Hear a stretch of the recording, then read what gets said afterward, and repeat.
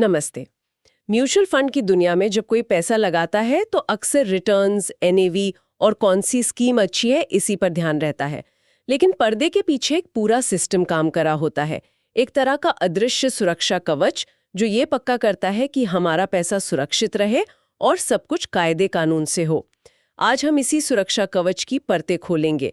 हमारे पास NISM की mutual fund distributor certification examination workbook का चैप्टर 4 है, जिसका शीर्षक है लीगल एंड रेगुलेटरी फ्रेमवर्क। आज का हमारा मकसद सिर्फ ये जानना नहीं है कि नियम क्या है, बल्कि ये समझना है कि ये नियम क्यों बनाए गए, ये असल में हमारी रक्षा कैसे करते हैं और एक निवेशक के तौर पर हमारे हक क्या हैं। तो चलिए इस बातचीत को शुरू करते हैं। सबसे पहला और बड़ा सवाल, इस पूरी इंडस्ट्री का रेफरी कौन है? वो कौन है जो सीटी बजाकर कहता है ये फाउल है या ये गोल सही है? बहुत अच्छा सवाल है। भारत के फाइनेंस की दुनिया में आप कह सकते हैं 4 बड़े रेफरी हैं। आरबीआई जो बैंकों का बॉस है, हाँ, आरबीआई, आईआरडीआई जो इंश्योरेंस कंपनियों पर नजर रखता है, पीएफआरडीए जो हमारे पेंशन के पैसे की देखरेख करता है, ओके, और हमारे लिए जो सबसे अहम है वो है सेबी यानी securities and exchange board of India. SEBI, जी, म्यूचुअल फंड्स, शेयर बाजार, ये सब सेबी के ही दायरे में आते हैं। तो हाँ, म्यूचुअल फंड की दुनिया में आखिरी सीटी सेबी की ही बचती है। सेबी, ये नाम तो बहुत सुना है, लेकिन उनका असल मकसद क्या है? सिर्फ नियम बनाना? नियम बनाना तो काम का एक हिस्सा है।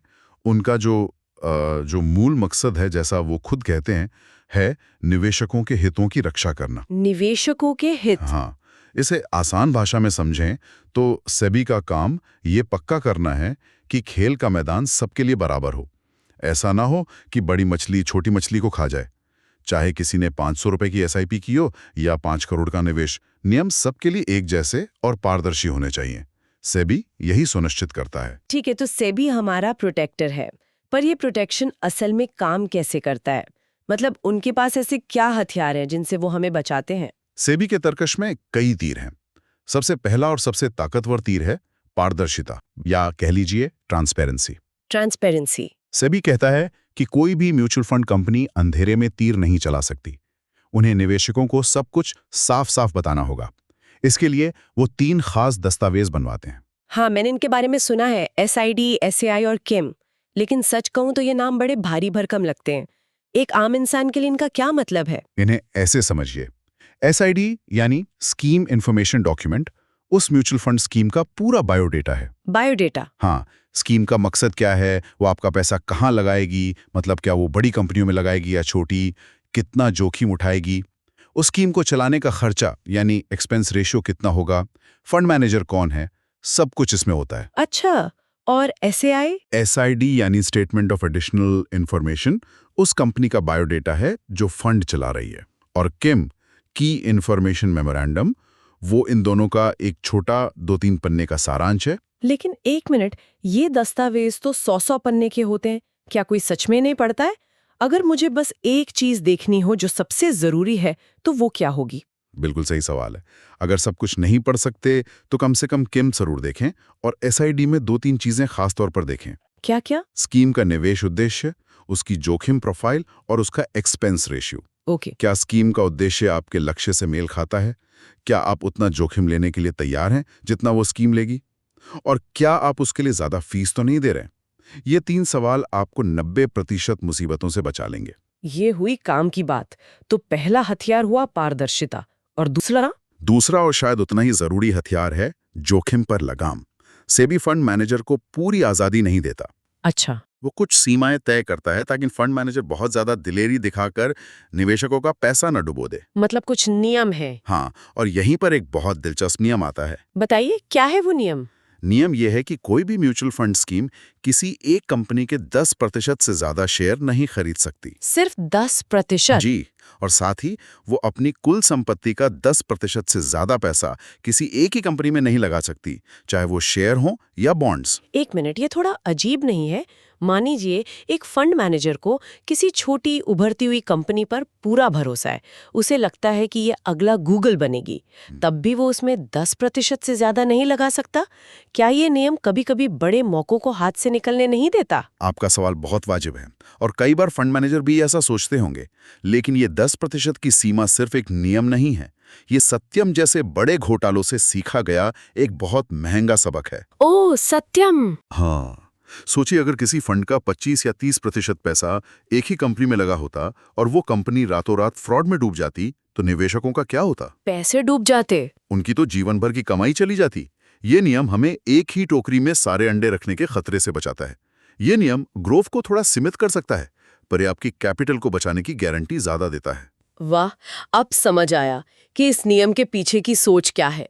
ये तो हुई पर्दे के पीछे की बात, लेकिन निवेशक तो सबसे पहले विज्ञापन देखता है, जहां सब कुछ हरा हरा और बहुत आकर्षक दिखाया जाता है।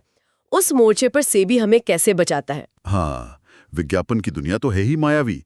इसीलिए सेबी ने विज्ञापनों के लिए एक एडवर्टाइजिंग कोड बनाया है जो बहुत सख्त है। हाँ। आपने वो लाइन तो हर विज्ञापन में सुनी होगी, म्यूचुअल फंड निवेश बाजार के जोखिमों के अधीन है। योजना से जुड़े सभी दस्तावेजों को ध्यान से पढ़ें। हाँ, ये तो रट गई है। वो इसी कोड का हिस्सा है।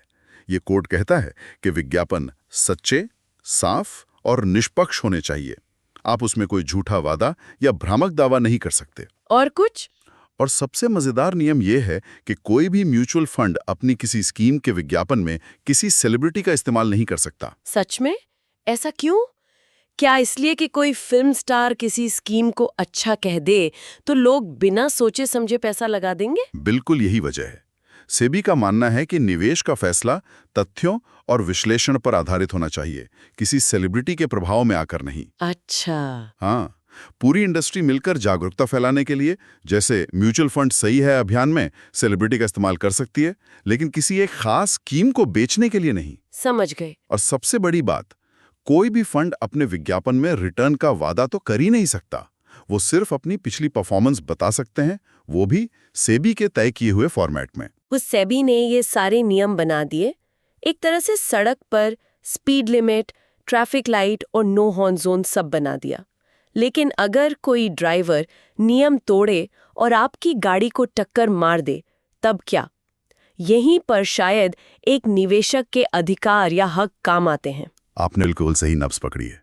नियम बनाना एक बात है, पर उन नियमों को लागू करवाने की ताकत देना दूसरी। और ये ताकत निवेशक को उसके अधिकारों से मिलती है। सबसे पहला और बुनियादी हक है जानकारी का। आप जब चाहें फंड के बड़े कानूनी दस्तावेज जैसे ट्रस्ट डीड वगैरह देख सकते हैं और उनकी कॉपी मांग सकते हैं। ठीक है, ये तो हुआ जानकारी का हक। लेकिन कोई ऐसा हक है जो असल में हमारे पैसे को बचाता हो? हाँ, और वो बहुत शक्तिशाली अधिकार है। मान लीजिए आपने एक फंड में इसलिए पैसा लगाया क्योंकि वो भारत की टॉप 100 कंपनियों में निवेश करता था। अब अचानक फंड हाउस फैसला करता है कि वो इस स्कीम का मूल स्वभाव ही बदल देगा और अब से वो छोटी रिस्की कंपनियों में पैसा लगाएगा। अच्छा, मैंने गाड़ी खरीदी थी सेडान और कंपनी उसे बदलकर स्पोर्ट्स कार बना रही है जो मुझे चलानी ही नहीं आती। एकदम सही एनालॉजी है। ऐसे किसी भी फंडामेंटल बदलाव से पहले फंड हाउस को हर एक निवेशक को चिट्ठी भेजकर या ईमेल करके बताना होगा। अच्छा। और यहीं आपका अधिकार काम आता है। आपको कम से कम 30 दिनों का समय दिया जाएगा जिसमें आप बिना कोई एग्जिट लोड या जुर्माना दिए अपना पूरा पैसा उस स्कीम से निकाल सकते हैं। 30 दिन का समय? जी, ये नियम पक्का करता है कि आपकी मर्जी के बिना आपके पैसे के साथ कोई बड़ा खिलवाड़ ना हो। ये तो वाकई एक बहुत बड़ा सुरक्षा कवच है। लेकिन क्या हो अगर फंड ने कोई गलती की हो? मतलब अगर मुझे कोई शिकायत हो, जैसे मेरे पैसे टाइम पर नहीं आए या मेरे अकाउंट स्टेटमेंट में कोई गड़बड़ है, तब मेरे पास क्या रास्ता है? इसके लिए भी एक पूरा सिस्टम बना हुआ है जिसे कहते हैं शिकायत निवारण तंत्र। इसका एक तय क्रम है। क्या है वो? सबसे पहले आपको अपनी शिकायत सीधे फंड हाउस यानी एसेट मैनेजमेंट कंपनी एएमसी के पास दर्ज करानी होगी। हर एएमसी में इसके लिए एक अधिकारी होता है। और अगर वो मेरी ना सुने या मैं उनके जवाब से खुश ना हूं, तो आप दूसरे लेवल पर जा सकते हैं और सीधे रेगुलेटर यानी सेबी के दरवाजे पर दस्तक दे सकते हैं। सीधे सेबी के पास? हाँ, सेबी ने इसके लिए एक बहुत ही शानदार ऑनलाइन प्लेटफॉर्म बनाया है जिसका नाम है स्कोर्स। स्कोर्स? जी, SCORES, SEBI complaints redressal system. Scores, ये सुनने में तो बहुत अच्छा लगता है, पर क्या असल में इससे कुछ होता है या ये भी बस एक सरकारी पोर्टल है जहां शिकायतें धूल भागती रहती हैं? नहीं नहीं, ये सिर्फ एक पोर्टल नहीं है, ये बहुत कारगर है। जब आप स्कोर्स पर शिकायत दर्ज करते हैं तो वो सीधे उस म्यूचुअल फंड कंपनी को भेजी जाती है और उन्हें एक तय समय सीमा के अंदर जवाब देना होता है। अच्छा। पूरी प्रक्रिया ऑनलाइन ट्रैक की जा सकती है। इससे जवाबदेही तय होती है। सेबी इन आंकड़ों पर नजर रखता है कि किस कंपनी के खिलाफ कितनी शिकायतें आ रही हैं और कितनी हल हो रही हैं। तो कंपनियां इसे बहुत गंभीरता से लेती हैं। पूरी बातचीत में हमने सेबी की बात की, लेकिन एक और नाम है जो बार बार सुनने को मिलता है, AMFI। कई लोग इन दोनों में कंफ्यूज हो जाते हैं। तो ये AMFI क्या भला है और इसका क्या रोल है? ये बहुत जरूरी सवाल है। अगर सेबी इस खेल का रेफरी या पुलिस है, तो AMFI को आप खिलाड़ियों का संघ या प्लेयर्स एसोसिएशन समझ सकते हैं। Players association? हाँ, AMFI यानी association of mutual funds in India कोई सरकारी रेगुलेटर नहीं है। ये भारत की सभी म्यूचुअल फंड कंपनियों का अपना एक संगठन है। तो अगर ये रेगुलेटर नहीं है तो इसका काम क्या है, ये क्यों जरूरी है? इसका मुख्य काम है इंडस्ट्री में नैतिक और पेशेवर मानकों को ऊंचा बनाए रखना। जहां सेबी सख्त कानून बनाता है, वहीं AMFI ये सुनिश्चित करता है कि इंडस्ट्री के लोग उन कानूनों का पालन सही भावना से करें, जैसे जागरूकता अभियान चलाता है। और इसका एक और बड़ा काम है डिस्ट्रीब्यूटरों को रेगुलेट करना। डिस्ट्रीब्यूटर यानी वो लोग जो हमें म्यूचुअल फंड बेचते हैं, उन पर AMFI कैसे लगाम कसता है? हाँ, कोई भी व्यक्ति या कंपनी बिना AMFI से रजिस्ट्रेशन कराए म्यूचुअल फंड नहीं बेच सकती। AMFI ही उन्हें एक यूनिक ARN नंबर देता है। ARN number? जी। इसके अलावा AMFI ने डिस्ट्रीब्यूटरों के लिए एक आचार संहिता यानी कोड ऑफ कंडक्ट बनाया है, जिसे AGNI कहते हैं। ये कोड पक्का करता है कि डिस्ट्रीब्यूटर निवेशकों को सही सलाह दें, उन्हें सारे जोखिम बताएं और सिर्फ अपना कमीशन कमाने के लिए कोई गलत स्कीम न बेचें। और अगर कोई डिस्ट्रीब्यूटर ये नियम तोड़ता है, मान लीजिए कोई मुझे एक ऐसी स्कीम बेच रहा है जो मेरे लिए सही नहीं है सिर्फ इसलिए कि उसमें उसे कमीशन ज्यादा मिलता है, क्या AMFI कुछ कर सकता है? बिल्कुल कर सकता है। अगर कोई डिस्ट्रीब्यूटर इन नियमों का उल्लंघन करता पाया जाता है, तो AMFI उसके खिलाफ कार्रवाई कर सकता है। कैसी कार्रवाई? इसमें चेतावनी देने से लेकर उसका ARN रजिस्ट्रेशन हमेशा के लिए रद्द करना भी शामिल है। हमेशा के लिए? हाँ, और अगर किसी का ARN रद्द हो गया, तो समझ लीजिए कि उसका म्यूचुअल फंड बेचने का धंधा पूरे भारत में बंद हो गया। ये एक बहुत बड़ी ताकत है जो ये सुनिश्चित करती है कि डिस्ट्रीब्यूटर अपनी जिम्मेदारी समझें। तो कुल मिलाकर तस्वीर ये बन रही है कि ये सिर्फ एक तरफा नियम नहीं है, बल्कि एक बहुस्तरीय सुरक्षा प्रणाली है। सबसे ऊपर सेबी है, जो एक सख्त कानून बनाने वाली पुलिस की तरह है। फिर AMFI है, जो इंडस्ट्री के भीतर एक नैतिक प्रहरी का काम करता है। और इन सब के केंद्र में है निवेशक के अधिकार, जो उसे किसी भी गड़बड़ी के खिलाफ आवाज उठाने की ताकत देते हैं। आपने एकदम सही सारांश दिया है। ये एक मजबूत ढांचा है और इसी भरोसे की वजह से आज करोड़ों लोग अपना पैसा म्यूचुअल फंड में लगा रहे हैं। ये पारदर्शिता और जवाबदेही ही इस इंडस्ट्री की नींव है। वाकई आज की इस गहरी बातचीत के बाद म्यूचुअल फंड की दुनिया थोड़ी कम जटिल और ज्यादा सुरक्षित लग रही है। बिल्कुल, लेकिन जाते जाते एक सवाल मैं हमारे सुनने वालों के लिए छोड़ना चाहता हूँ। जरूर।